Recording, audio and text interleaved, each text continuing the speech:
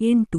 ಬೇಲರ ಬೈರನ ಮಗ ಗಂಗಹುಡುಗನೊಡನೆ ತಾನು ಕೇಳಿದ ಉಪ್ಪಿಟ್ಟು ಕೊಡದೆ ತನ್ನನ್ನು ಗದರಿಸಿದ ಚಿಕ್ಕಮ್ಮನ ಮೇಲೆ ಕೋಪಕೊಂಡು ಮನೆಯಿಂದ ಹೊರಬಂದ ವಾಸು ತನ್ನ ಗೆಳೆಯ ಗಂಗನೊಂದಿಗೆ ಪಿಕಳಾರ ಹಕ್ಕಿ ಶಿಕಾರಿಗೆ ಹೊರಡಲು ಮುಂದಾದನು.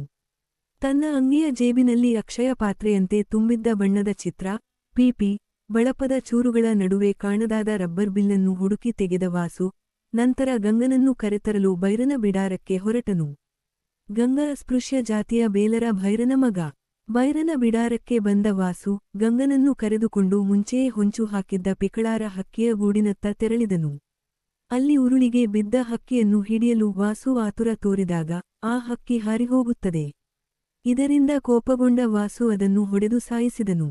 ಇನ್ನು ಗೂಡಿನಲ್ಲಿರುವ ಮರಿಗಳನ್ನಾದರೂ ತೆಗೆದುಕೊಳ್ಳಬೇಕೆಂದರೆ ಗೂಡಿನಲ್ಲಿದ್ದ ಮರಿಗಳೂ ಮಾಯವಾಗಿದ್ದವು. ಗಂಗನೇ ಅವುಗಳನ್ನು ಕದ್ದಿರಬಹುದೆಂದು ವಾಸುವಿನ ಶಂಕೆ. ಆದರೆ ಗಂಗ ಅದನ್ನು ಒಪ್ಪುವುದಿಲ್ಲ. ಕೊನೆಗೆ ವಾಸು ಬೈರನ ಬಿಡಾರಕ್ಕೆ ಮರಳಿದಾಗ ಗಂಗನ ತಾಯಿ ಸೇಸಿ ಹಕ್ಕಿ ಮತ್ತು ಮರಿಗಳನ್ನು ಹೊರಗೆ ಎಸೆದಾಗ ಗಂಗನ ಕಳ್ಳಾಟ ಬಯಲಾಗುತ್ತದೆ.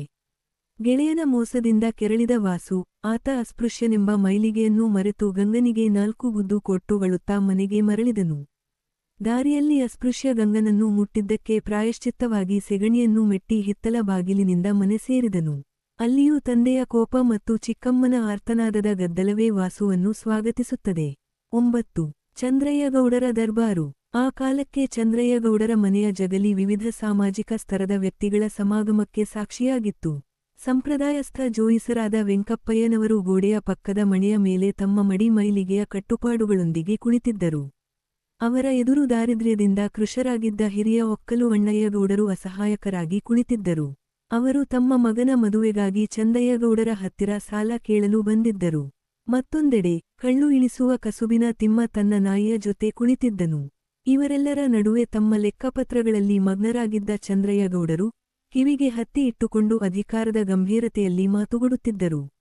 ಅಣ್ಣಯ್ಯಗೌಡರು ತಮ್ಮ ಮಗ ಓಬಯ್ಯನ ಮದುವೆಗೆ ಹಣವಿಲ್ಲದೆ ಪರಿತಪಿಸುತ್ತಾ ಚಂದ್ರಯ್ಯಗೌಡರಲ್ಲಿ ಬೇಡಿಕೊಂಡರು.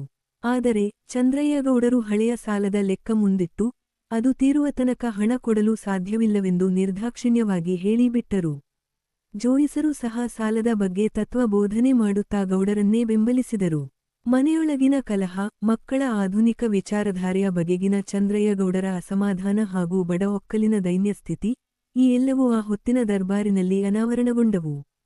ಕೊನೆಗೆ ಅಣ್ಣಯ್ಯಗೌಡರು ಯಾವುದೇ ಸಹಾಯ ಸಿಗದೆ ಹತಾಶರಾಗಿ ಕುಬ್ಜರಾಗಿ ಸುಡುವ ಬಿಸಿಲಿನಲ್ಲಿ ಬೆಂಡಾದ ಮನಸ್ಸಿನಿಂದ ಹೊರಟು ಹೋದರು.